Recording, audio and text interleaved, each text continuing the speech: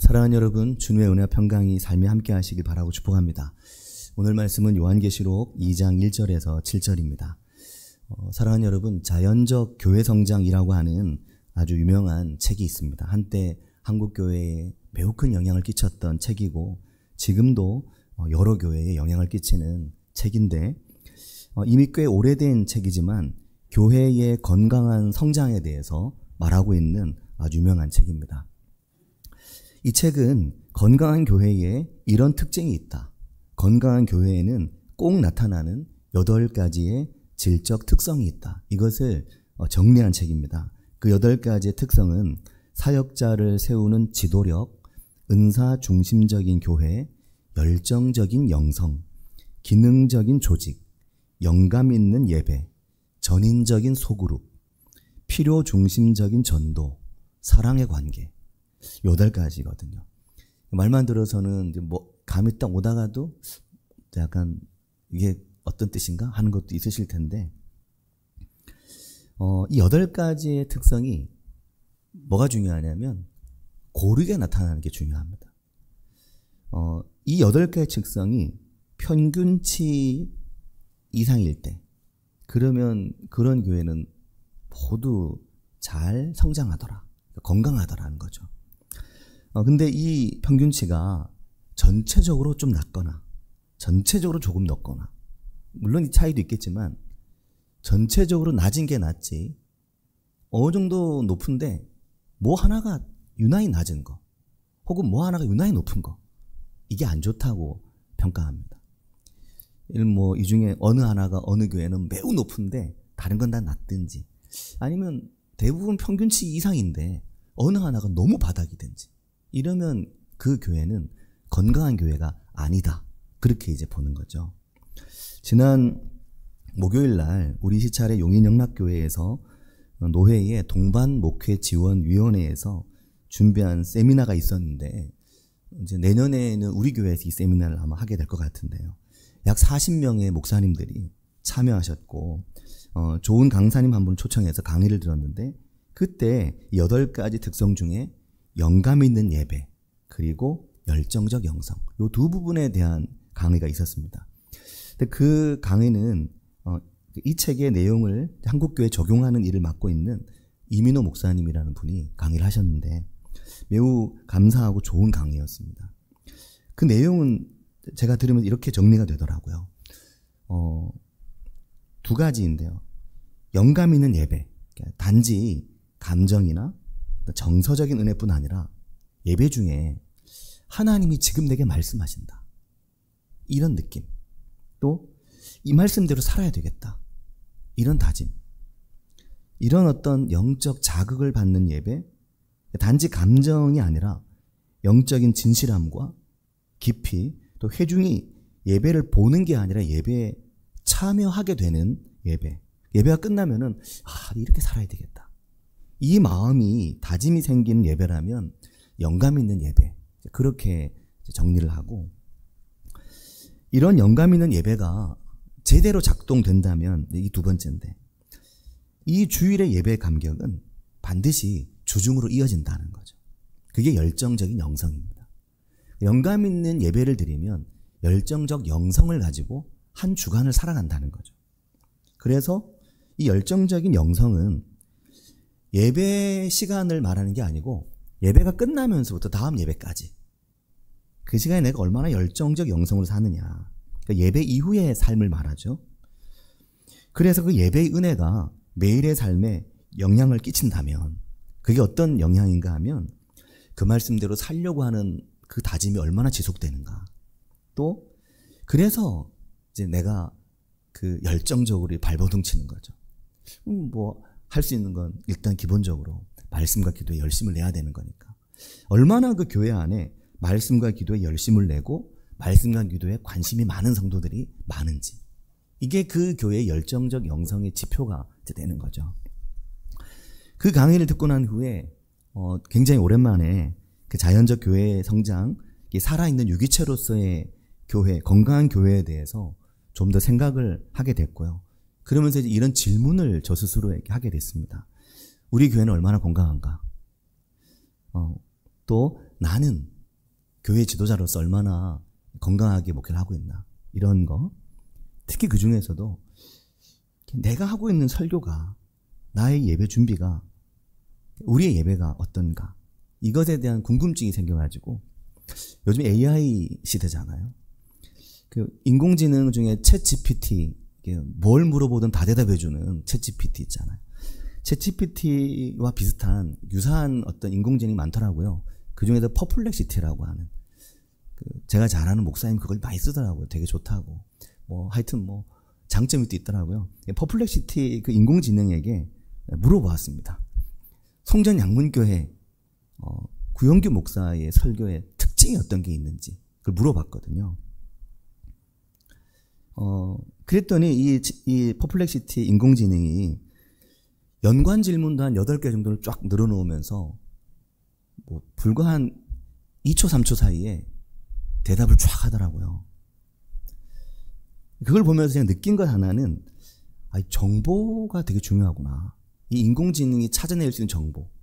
그러니까 웹사이트에 얼마나 정보가 올라가 있는지. 이게 되게 중요하구나, 이제는. 이걸 느끼게 됐고, 특히 음성보다는 텍스트를 검색하는 게 훨씬 더 많다는 생각이 이제 들었습니다. 그러니까 인터넷에 올려진 송전 양문교회 어떤 그 질문에 관련된 글, 사설, 평가, 텍스트, 이걸 종합해서 엄청난 속도로 대답을 하는 거죠. 우리는 그거 하려면 한참 해야 되는데 인공지능 너무 빨리 하는 겁니다. 제가 우리 교회를 소개한 브로셔를 만들려고 벌써 오랫동안 고민하고 있는데 뭘 어떻게 정리해야 될지 모르겠거든요. 근데 얘는 2초 만에 그것을 끝내서 대답을 탁 해주는 거예요. 근데 퍼블리시티가 본 송전 양문교 구영규 목사의 설교의 특징, 첫 번째가 뭘 것 같습니까? 정보 없음. 이런 건 아니었습니다. 이런 건 아니었고요. 대답을 쫙 했습니다. 첫 번째가 뭐냐면 성경 본문 중심의 설교, 이렇게 이야기했습니다. 그걸 보고 제가 마음에 드는데 그 생각이 들었죠. 그냥 그걸 열심히 하려고 마음먹고 있기 때문에 그렇게 얘기해서 일단 영 엉뚱한 걸 얘기하면 제가 혼선을 겪겠죠. 내가 이렇게 엉뚱한가? 라든지 아니면 얘가 엉뚱하네? 라든지. 근데 그 뒤에 설명을 이렇게 하더라고요. 구영규 목사는 설교에서 항상 성경 본문을 중심에 두고 그 말씀을 깊이 있게 해석하고 삶에 적용하는 데 중점을 둡니다. 예를 들면 시편, 에스더, 창세기, 사사기 등의 다양한 본문을 통해 하나님의 뜻과 인간의 삶을 연결합니다. 이렇게 얘기를 하더라고요. 그래서 또 놀랐습니다. 왜냐하면 이 에스더서와 시편과 창세기, 특히 사사기는 애정을 갖게 됐던 성경이었거든요. 근데 이걸 얘가 어떻게 2초 만에 이걸 2초 만에 얘기하지? 되게 놀라웠습니다. 근데 조사가 달라지거나 이걸 질문하는 시간대가 달라지면 대답이 약간씩 달라지더라고요. 이게 자기가 질문을 받은 그때마다 자기가 쫙 스크랩을 하고 대답을 하는 거더라고요, 보니까. 그리고 이제 몇 가지가 뒤에 더 있었는데 그 질문하고 대답을 들으면서 정보 없음, 알 수 없는 인물입니다. 이렇게 얘기를 안 해줘서 되게 고맙더라고요. 이번 주간에 요한계시록이 시작됐는데 앞부분 2장까지 읽었고 오늘 주일 매일 성경은 3장인데 요한계시록의 말씀이 너무 은혜가 되고 감동이 됩니다. 그래서 이거 어디서 설교 준비를 해야 될지, 어디서부터 이걸 말을 시작을 해야 될지 도대체 알 수가 없을 정도로 굉장히 요한계시록이 준 은혜가 있었습니다. 이 본문에 보면 1장 1절에 예수 그리스도의 계시, 그렇게 시작하잖아요. 예수 그리스도의 계시. 그리고 1장 3절에 가면 뭐라고 말하냐면 이 예언의 말씀을 읽는 자, 듣는 자, 그 가운데 기록한 걸 지키는 자 복이 있나니 때가 가깝다. 그러니까 읽고 듣고 지키는 자, 그들이 복이 있다고 이야기를 시작하거든요. 그러니까 복의 범위를 지정해 주잖아요. 그러니까 이 말씀을 읽고 듣고 그 말씀에 순종하는 우리의 삶의 행위, 삶의 모습이 매우 중요한 겁니다. 그리고 뭐라고 말했냐면 두려워하지 말라고 얘기했습니다. 왜 두려워하지 말라고 말했냐면 내가 처음이고 내가 마지막이니 너희의 인생은 처음이고 마지막인 나의 시간 안에 딱 들어있으니까 너희의 나고 살고 죽는 모든 게 다 내가 주관자이니까 두려워하지 말라는 거죠. 내가 살아있기 때문이다. 내가 사망과 음부의 열쇠를 가지고 있기 때문이다. 두려워하지 말라는 겁니다. 내가 전능한 하나님이기 때문이다. 장차 올 자요 전능한 자이기 때문이다. 이걸 말씀합니다. 그리고 요한계시록이 이렇게 서원을 이제 1장을 끝내고 2장을 시작하면 7개의 초대 교회에 바로 편지를 이제 씁니다. 에베소 교회부터 나오죠. 첫 시작이. 에베소 교회는 너무나도 유서 깊은 교회죠. 바울 사도에게는 특별한 교회입니다. 모든 교회들이 다 그랬지만 그 중에서도 에베소 교회에 각별한 애정을 쏟았고 많은 시간을 쏟아 부었습니다. 가르쳤고. 바울 사도의 선교 여정의 중심이 에베소 지역이었거든요. 근데 그들을 향해 하시는 말씀이 오늘 말씀에 보는 바와 같이 뭐라고 말씀하시는 겁니까? 너의 처음 사랑을 버렸다는 거죠. 너의 처음 사랑을 버렸다. 2장 4절 말씀에 보면 그러나 너를 책망할 것이 있나니 너의 처음 사랑을 버렸느니라. 사랑하는 여러분, 이게 무슨 말입니까? 너의 처음 사랑 버렸다. 이 말을 일단 우리는 우리 자신에게로 전환해서 받아들이는 게 중요합니다. 너의 그 처음 사랑을 버렸다. 너의 첫사랑을 버렸다는 말입니다. 그 첫사랑이 뭡니까? 내 첫사랑 얘기하나? 그 첫사랑이 아니고요. 이 첫사랑을 버렸다는 첫사랑이 무엇입니까? 에베소 교회와 성도들의 그 하나님을 향한 그 처음 사랑, 그 첫사랑, 그 뜨거웠던 첫사랑을 말하는 거죠. 사랑하는 여러분, 처음 교회가 세워질 때 그 첫사랑을 말하는 겁니다. 그리고 그 교회 안에서 내 믿음이 기쁘고 행복했던 시절, 내 믿음이 너무너무 뜨거웠던 그 시절, 너무나 열정적이었던 시절, 예배는 영감으로 충만하고 예배가 끝나면 열정적 영성으로 충만하고 그랬던 때를 이야기하는 거거든요. 하나님을 향해 너무나 자발적으로 뭐라도 하고 싶고 뭐라도 어떻게 하고 싶은 그런 기쁘고 행복했던 열정, 그 열정적인 그 영성이죠. 그게 막 넘쳤던 그 처음의 그 사랑을 네가 버렸다는 겁니다. 그러니까 지금의 너와 처음의 너가 다르다는 겁니다. 그렇게 네가 변질됐다는 거죠. 더 좋아진 게 아니고 이상해졌다는 겁니다. 나빠졌다는 겁니다. 그러니까 네가 식어버렸다는 거죠. 에베소 교회를 향한 이 편지는 기본적으로 하나님을 향해서 내 믿음과 신앙에 있어서 한 번은 뜨거워 보았던 사람에게 한 편지입니다. 한 번도 나는 하나님 앞에 뜨거운 적이 없다면 에베소 교회는 나와 관계없는 교회입니다. 내가 하나님 앞에 뜨거웠던 적이 있어. 내가 요즘 왜 이렇지? 내가 요즘 왜 이렇지? 이렇게 생각하면 이제 에베소 교회가 내게 맞는 거죠.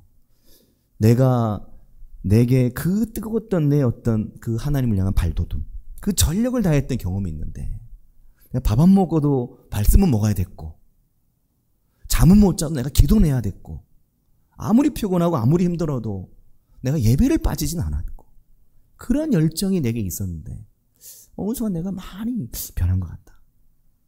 사람들이 볼 때도 아니 당신 교회 미친 거 아니야? 이렇게 말할 만큼 당신 너무 교회에 너무 열심히 하는 광신도예요? 이렇게 말할 만큼 그렇게 교회가 좋아요? 그렇게 말할 만큼 그랬는데 내가 지금 안 그런 거죠. 에베소 교회 이 처음 사랑 버린 게 에베소 교회를 향한 주님의 그 마음이 얼마나 뜨거운지를 알 수 있는 겁니다. 뜨거운 분만 이 뜨거운 이야기 할 수 있죠. 에베소를 너무너무 사랑하기 때문에 이 이야기를 하시는 겁니다. 그래서 주님 말씀하십니다. 어디서 떨어졌는지 생각하라는 거죠. 너 어디서 떨어졌냐 이걸 생각하라. 근데 여러분 여기서 주목해야 될 게 있습니다. 그것은 이 처음 사랑을 잃어버린 게 아니고 우리가 버렸다는 겁니다. 잃어버린 것과 버린 것은 많이 다릅니다. 지난 목요일 아침에 이 말씀을 교회 홈페이지 성도님들에게 카톡으로 딱 보냈는데 3, 4년 만에 성도님 한 분이 문자가 왔습니다. 3, 4년 만에 이제 카톡이 왔어요. 이모티콘 하나가 딱 날라왔습니다. 어떤 이모티콘이냐면 이런 이모티콘 있잖아요. 물음표 2개 있는 무슨 말씀이세요? 이런 느낌. 그러니까 왜 그걸 보내셨냐면 이분이 그날 이제 새벽에 말씀 제목이 그거였잖아요. 잃어버린 게 아니라 당신이 버린 겁니다. 내가 뭘 버렸다고? 그래서 정말 3, 4년 만에 저랑 그 대화하는 사이가 아니거든요. 저한테 이모티콘을 보낸 겁니다. 뭐라고요? 제가 뭘 버렸다고요? 이런 말인 거죠. 아마도 이게 이제 카톡이 이걸 이제 들어가야 사진과 함께 이모티콘이 보이면 아, 이 새벽 말씀이구나 이걸 아는데 처음에 딱 왔을 때 열지 않고 이렇게 쭉 있는 것 중에 보면 제목만 보이잖아요. 제목만 보니까 제목이 잃어버린 게 아니라 당신이 버린 겁니다. 그러니까 이분이 관리한 일을 하시거든요. 제가 뭘 버렸다고요? 그래가지고 물음표 보낸 거였는데 이게 나중에는 제목을 바꿨죠. 잃어버린 게 아니라 버린 것입니다로. 우리가 마치 처음 사랑을 잃어버린 것처럼 착각할 때가 있습니다. 그게 아니라 주님은 네가 버렸다고 말하는 거죠. 그 처음 사랑을 버렸다. 잃어버린 거는 내가 지키려고 나름 애를 썼는데 어느 날 나도 모르게 분실한 겁니다. 잃어버린 거죠. 어디 갔지? 이거 어디 갔지? 찾는 거죠. 버린 거는 내가 버린 겁니다. 내가 생각해보고 이거는 아닌 것 같아. 버리자. 그렇게 너의 처음 사랑을 네가 버렸다는 거죠. 근데 여기에 중요한 게 또 있습니다. 그 처음 사랑을 버렸는데 그걸 왜 버렸느냐? 그 처음 사랑을 어떻게 버리게 됐느냐? 이게 중요한데 그 열정을 버리게 된 이유가 요한계시록 2장 앞부분을 자세히 읽어보면 읽고 또 읽다 보면 딱 걸리는 게 있습니다. 앞부분에 칭찬을 많이 하거든요. 근데 네가 버렸다는 겁니다. 앞에 칭찬을 길게 하는데 근데 네가 버린 결론은 네가 버렸다 이렇게 되거든요. 그것은 오랜 내부의 문제, 갈등, 오랜 에베소 교회 문제. 그러니까 7개 교회가 다 보면 공통적으로 많이 나타나는 게 이단과의 싸움, 거짓 교훈과의 싸움 이게 많거든요. 그 시대가 그랬습니다. 2장 2절에 보면 뭐라고 합니까? 내가 너의 행위와 수고와 내 인내를 알고 또 악한 자들을 용납하지 아니한 것과 자칭 사도라 하되 아닌 자들을 시험해서 그 거짓된 걸 드러낸 것을 안다. 얼마나 칭찬입니까? 단시간에 될 일이 아니거든요. 또 3절에는 네가 참고 내 이름을 위하여 견디고 게으르지 않은 것도 안다. 얼마나 칭찬입니까? 그런데 처음 사랑을 버렸다는 겁니다. 왜 버렸을까? 그렇게 오랫동안 싸우고 그렇게 오랫동안 애쓰고 그렇게 오랫동안 견디고 그렇게 오랫동안 게으르지 않고 근데 그 사이에 그 끝에 내가 너에게 진짜 원하는 그 가장 중요한 건 네가 버렸다는 거죠. 이단과 싸우는 것도 좋고 견디는 것도 좋고 버티는 것도 좋고 다 좋은데 네가 내 앞에서 정말 내가 너에게 원하는 그 처음 건 네가 버렸다는 겁니다. 그걸 어디에 버렸냐? 어떤 너의 처음 사랑을 버렸냐? 이걸 물으시는 거죠. 근데 사랑하는 여러분, 우리의 삶에 이런 일이 얼마나 많은지 모릅니다. 오랫동안 신앙생활을 하면서 어느 순간 더 중요한 걸 놓치는 거죠. 더 소중한 걸 하지 않는 겁니다. 어느 순간 하지 않다 보면 그게 당연해지는 것들이 있습니다. 어느 정도 나의 수위에 맞추다 보면 당연해지는데 나의 처음 사랑과 비교해보면 많이 달라진 게 있습니다. 나 스스로 변해버린 거죠. 더 중요한 사랑은 하지 않는 겁니다. 내가 하나님 앞에 처음에 예수 믿고 너무 좋아서 하나님 알고 너무 기뻐서 그렇게 내가 성경을 열심히 읽었던 거 지금 하지 않고 그렇게 내가 하나님 앞에 정말 열심히 기도하면서 기도의 사람으로 살고자 했던 내가 말씀대로 순종하며 살고자 했던 실제적 순종은 사실 하지 않는 그런 상태가 내가 되어 있을 수 있는 거죠. 변명할 수 있습니다. 오래 싸웠고 오래 견뎠고 내가 이거 열심히 했는데 그러다 보니 그렇게 된 거잖아요. 주님. 해도 주님은 아니 그 처음 사랑이 더 중요하다. 부부가 사랑을 하고 결혼을 합니다. 때로는 어쨌든 결혼을 하죠. 근데 살다 보면 안 맞는 게 생기고 다투게 되기도 하고 어떤 문제는 오래 갈 때가 있습니다. 해결이 안 될 때가 있습니다. 한두 해가 아니라 20년, 30년을 똑같은 문제로 매번 마음 상하고 그러다 보면 어느 순간 내 마음이 돌아갈 수 없을 정도의 거리까지 가게 될 때가 있습니다. 근데 사랑하는 여러분, 그때 우리에게 어떤 것이 필요한가? 그 처음 사랑했던 때를 우리가 추억할 때가 있거든요. 그 처음 살아갔던 때로 돌아가야지. 이런 생각이 들 때가 있습니다. 그때는 이것도 좋았고 이것도 좋았고 이것도 기뻤는데 지금은 다 의미가 없어진, 그러면 그 처음의 사랑을 추억하거든요. 언제 어디서 소홀해졌지, 어디서 처음 사랑 잃었지, 그 생각을 하거든요. 에베소 교회를 향한 주님은 너무나 실제적인 얘기를 하는 거죠. 2장 5절에 그러므로 어디서 떨어졌는지를 생각하고 회개하고, 그 다음에 뭐라고 말씀하시냐면 처음 사랑을 하라고 말하는 게 아니고 처음 행위를 가지라고 말합니다. 주님은 사랑을 행위로 바꿔서 말씀하시는 거죠. 추상적으로 그냥 처음 사랑하자 이렇게 말하지 말고 너의 처음 행위가 어땠는지, 네가 처음에 뭘 했는지 이걸 기억하고 그 처음 행위로 돌아가라. 만약 그렇지 않으면, 회개하지 않으면 내가 내게 가서 내 촛대를 그 자리에서 옮길 거다. 그렇게 말씀하시는 겁니다. 사랑하는 여러분, 이 교회들의 문제에 늘 등장하는 게 있습니다. 그것은 우리가 신앙의 그런 어떤 변화와 신앙의 어떤 처음 사랑 잃어버리는 과정에 보면 항상 어떤 영향이 있냐면 잘못된 교훈, 잘못된 가르침 영향이 있습니다. 온전하지 못한. 그래서 끊임없이 말씀으로 회개하지 않으면 아주 훌륭한 이야기 같지만, 좋은 이야기 같지만, 당연해 보이지만 때로 우리의 신앙이 하나님 말씀으로부터 멀리 가게 만들 수 있거든. 어제 교회 등나무 아래에서 저녁 무렵에 해질녘에 우리 요한 형제, 스리랑카에서 온 요한 형제와 대화를 나누었습니다. 얼마 전에 요한 형제에게서 문자가 왔었거든요. 목사님, 문제가 있어요. 한국어에 아직도 우리만큼 익숙하지 않기 때문에 목사님, 문제가 있어요. 그리고 뒤에 어렸을 때 세례를 받았는데 세례를 받고 나서 죄를 너무 많이 지었어요. 세례에 대해 전혀 몰랐거든요. 근데 이제 하나님께서 제 죄를 말씀하시고 보여주시며 회개하라고 재촉하시는데 다시 세례를 받는 게 잘못인 걸까요? 이렇게 문자가 온 겁니다. 그러니까 요한 형제는 세례를 충분히 이해하지 못하기 때문에 세례를 다시 또 받을 수 있나? 그럼 내가 좀 더 내 죄를 회개할 수 있을까? 그런 거였죠. 그러면서 하는 이야기가 저는 지금 큰 영적 갈등을 겪고 있습니다 하는 거였습니다. 요한 형제는 스리랑카 사람이고 저는 한국인이라 대화에 이게 뉘앙스에 한계가 있어서 말을 확인하고 그러면서 대화를 했는데 요한 형제가 이렇게 말합니다.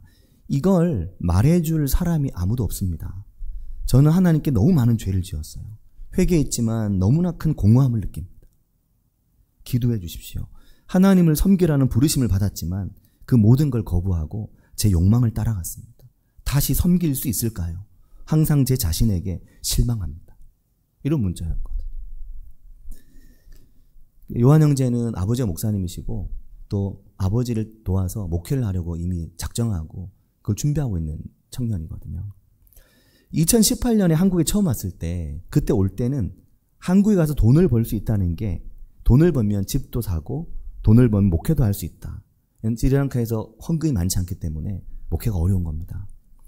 이게 하나님의 선물이라는 마음을 가지고 한국에 왔는데 실제로 돈도 많이 벌었어요. 그리고 돌아가가지고 집도 샀습니다. 근데 목회는 하지 않았던 거죠. 저는 그 말이 너무 이해가 됐습니다. 왜냐하면 올해 31, 그때 24 정도였거든요. 2018년에 왔다 갔다 했으니까 26, 7 그때였거든요. 많이 놀고 싶었고 목회하고 싶지 않았다는 거죠. 그래 목회를 하지 않고 있다가 2023년에 다시 한국에 왔는데 이번에는 돈을 벌고 돌아가면 꼭 목회를 해야지 마음을 단단히 먹은 겁니다. 근데 한국에 와가지고 불과 얼마 안 돼서 담낭 쪽과 위가 너무 아파가지고 병원에 갔더니 결석이 발견된 겁니다. 한국에서는 수술하기가 곤란해서 스리랑카로 다시 들어가가지고 수술을 받았죠. 또 수술 비용이 우리나라처럼 이렇지 않기 때문에 굉장히 많이 나왔고, 그러다 보니까 번 거 다 쓰고 친구들에게 돈도 빌리고 그렇게 치료받고 해결하고 다시 한국으로 돌아온 겁니다. 돌아와서 정말 열심히 해야 되겠다 생각했는데 와가지고 처음 평택으로 왔는데 거의 7, 8개월을 임금을 받지 못한 겁니다. 돈을 떼인 거죠. 그리고 결국 못 받고 이 화살리로 작년에 와서 이쪽에서 직장을 구하고 취업을 하고 그리고 지난 5월과 6월 처음으로 2달치 월급을 받은 겁니다. 그런데 그 과정에서 이제 자기가 신앙생활 열심히 하면 좋은데 여전히 내가 주중에 말씀 읽기도 별로 안 하고 주중에 기도도 별로 안 하고 여전히 그렇게 살고 있는 자기 자신을 자꾸 보는 거죠. 그래서 근데 이제 문제는 이거였습니다. 요한 형제 이렇게 말하더라고요. 뭔가 자꾸 제게 말한다는 겁니다. 나에게 자꾸만. 뭐라고 말하냐면 너 죄인이라서 너는 목회자로 섬길 수 없어. 이렇게 계속 얘기한다는 거예요. 너 죄인이기 때문에 너 목회할 수 없어. 넌 죄인이기 때문에 섬길 수 없어. 넌 죄인이라 섬길 수 없어. 그렇게 계속 나에게 얘기한다는 겁니다. 그래서 너무 괴롭고 이걸 어떻게 해야 될지 모르겠는 겁니다. 자기는 포기하고 그냥 들어가고 싶은데 아버지도 어머니도 아내도 2년은 있어라. 2년간 버티고 거기서 배울 것도 배우고 그리고 돈도 벌고 그리고 돌아와라. 그리고 와서 같이 목회하자. 그런다는 겁니다. 근데 2년을 버틸 자신이 없는 겁니다. 너는 죄인이라 섬길 수 없어. 계속 자기한테 얘기하니까.